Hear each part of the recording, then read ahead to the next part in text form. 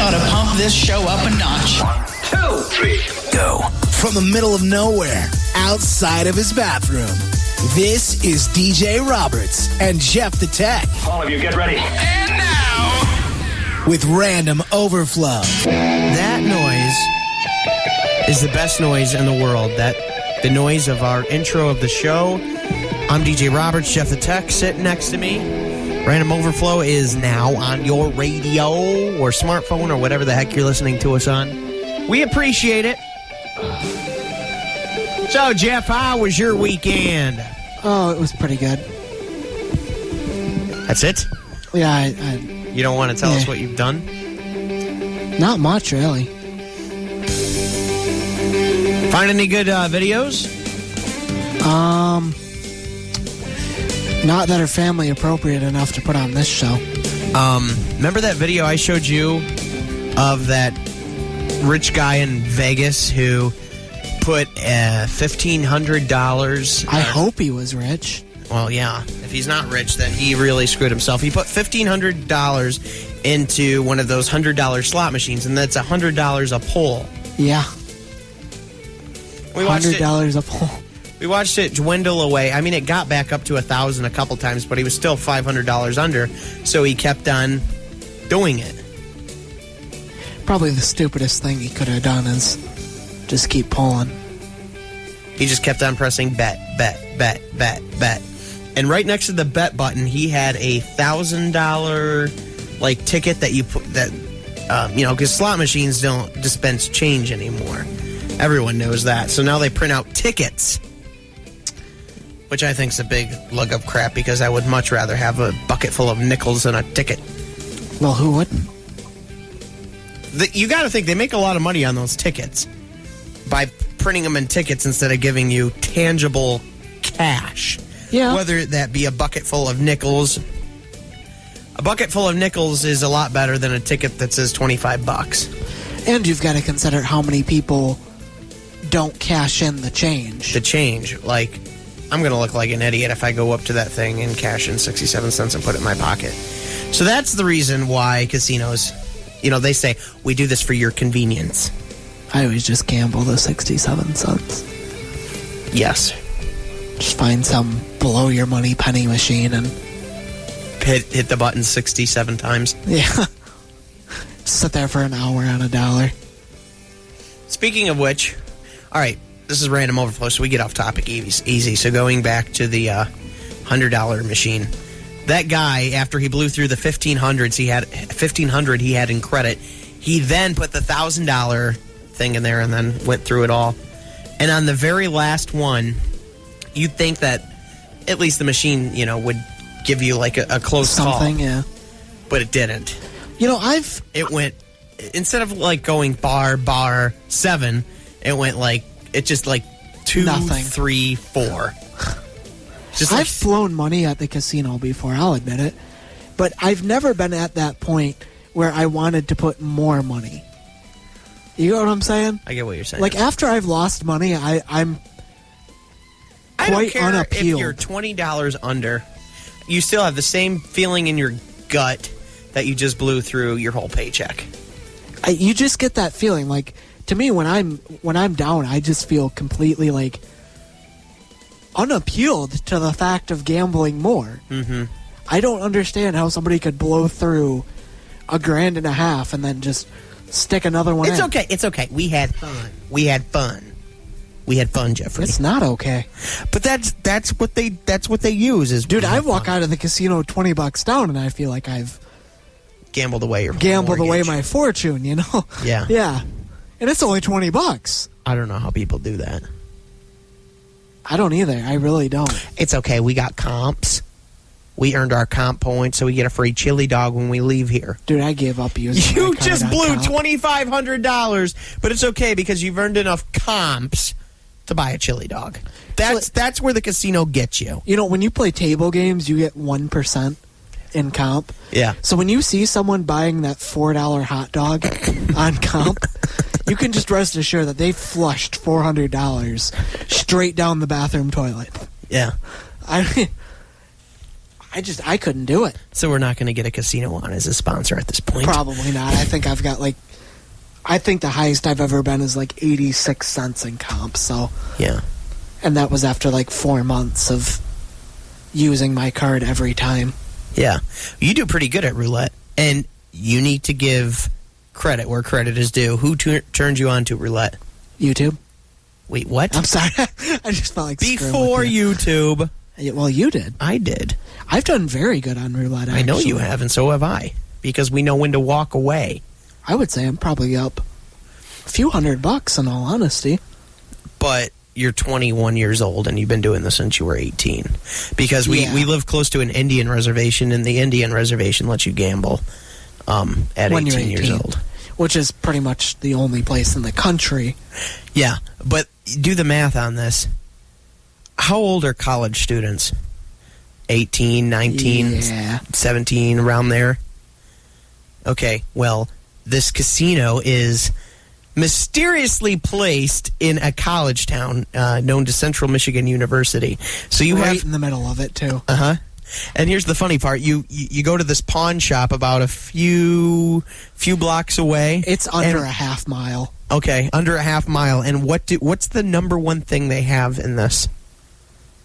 Well, okay, the number two thing is laptops. Oh, yeah, definitely. They have a gazillion laptops. Just stacks. Stacks and on stacks of laptops. And what else do they have? They have those mathematical calculators. Yep, the graphing. Who the heck goes to a pawn shop to buy one of those The calculators? graphing calculators. The graphing. Dude, they have a whole freaking display of those things. Because, they probably charge a ridiculous amount for those calculators, and the guy's like, "Yeah, I'll give you $20," and the kid's like, "Oh, I can go put that on red at the roulette And table. I'll win 40. And then I can take the 40 and come back and pick up my calculator." Yeah. That's just sad. But the worst part is, you would think being smack dab in the middle of college town. Okay, hold on. I'm sorry to interrupt you, but do you know how many college loans have been blown at Soaring Eagle Casino Resort? A lot. I just find it hilarious that every time that casino advertises in our area, they show this young couple winning. Mm-hmm. Okay? And you would think being in the middle of college town, that's what you would see. When you go there, I'm going to say 85 to 95% of the population in that casino are of the two numbers that I just named in age. Yeah. I mean, it is The 80, 90 years ridiculous. But then again, there's all those college students. Yeah. You don't really see the middle-aged demographic in there. Because you always see come up to the table and throw down a ridiculous bet? You never see the older people do it. No. It's always this really pumped-up college kid who 90% of the time loses his ass and gets all pissed off. That's literally what happens most of the time, but that's where college loans go right there. It's okay. It's okay. I'm going to go back to school, and I'm going to study real hard. That way, when I grow up, I'll be really smart, and I'll get a really cool job. When you watch the guy throwing $100 chips on black, and he's 20 years old, you just look at him and think, have fun paying back that college loan. I know. But the funny thing is, you and I go there, we put down $5. Yeah. And we get $10 back, but if we lose, we've only lost $5. That's really the way I've got ahead. Is betting, that's their minimum bet at these tables. I don't know if that's standard. It is fairly for the ones I've been to. Not in Vegas. But $10 there. When I go there, I take a $20 bill at most, and I get chips, $5 chips. Yeah, because you play it smart. I think the smartest thing at roulette is playing in the outside bets, like black, red, even, odd, first, third, second, third, first column. I mean, on virtual roulette, but these kids, I play the inside, these kids who go and play at the table, they get the colored chips. Yeah, and then they play the inside numbers. I'm sorry, your odds are 30-1 or 30 whatever. What is it? 36 something like that to 1. To 1. You know, when you're playing virtual roulette and the minimum bet is 25 cents, yeah, throw quarters all over the board. Who cares? But when you're playing at a table and your minimum bet on number is $3, Yeah. you gotta be nuts. You know, the thing is, when I lose at the casino, I've lost $20. Yeah. And, you know, it sucks, but it's not a big deal. It's only $20, you know?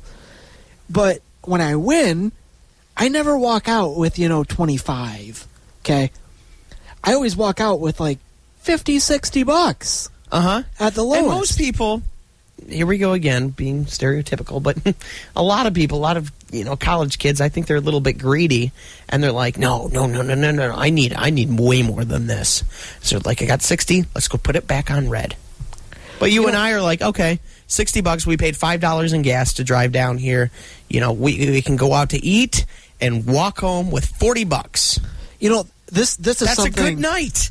I'm not trying to say go gamble. When to hold 'em. No, but sorry. something that really grinds my gears, pun intended there, is when you see someone and they'll bet on, say, black, and then on the same spin, they'll bet on even. Yeah. So now not only do you need a black number, you need a black even number. And it's always the guy playing with $25 chips or something that's throwing that kind of a bet down. You know what I mean?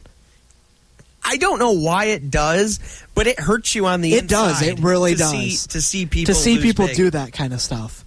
I remember watching a guy with the black chips, the $100 chips. Oh no! Just scattering the board with them. I mean, it On looked numbers? like it looked like he took a handful and just dropped them on the board, and he lost. I mean, it had to have been over $1,000. Oh, yeah. And you know, the crap part is, even if he had won on a single number, assuming that he put it on one number and not split it, he'd have only won $3,600, which is only really 3 times your money. so you might as well bet. You might as well just throw it on the inside number. bet on the outside numbers. Yeah, the outside ones. And Yeah, like red or black or. we're getting to be a gambling promotion. I don't care. It's random overflow. There's nothing wrong with gambling. I mean, I gamble all the time for the fun of it, but... Which reminds me, this is a really cool topic. Man, when you bet hundreds, I don't care if you have millions. How can you do it?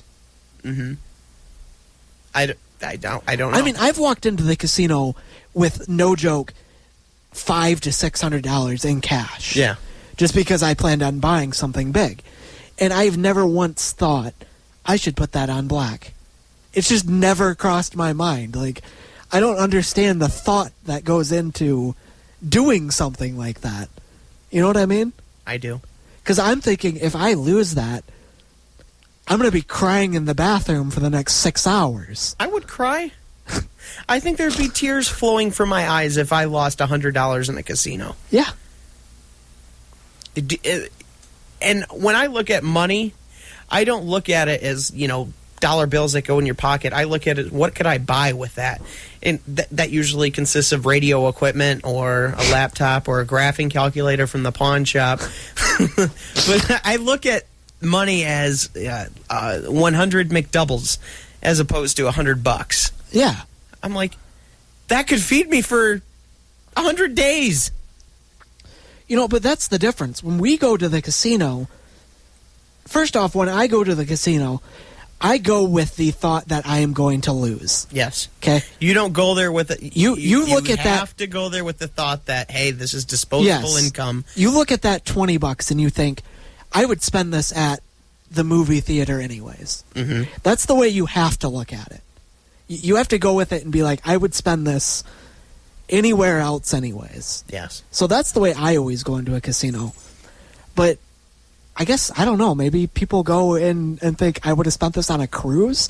I mean, what do they think when they throw down hundreds, Mommy and Daddy's sending me money every month to support me through college. And so all I have to do is wait till next week when Mommy and Daddy send me more money for college, and I can come back here and win it all back. But wouldn't you also be sitting there thinking, meanwhile, Mom and Dad... I could go buy a laptop with this. Mom and Dad are thinking that they're eating real well, and they have a gym membership, they're paying their bills. But no, they're eating ramens. This kid's probably sitting on his floor on a pizza box. They're eating ramens in a college town, getting by day to day, while gambling their whole checks to the Indians. Yeah. That's sad. It is sad.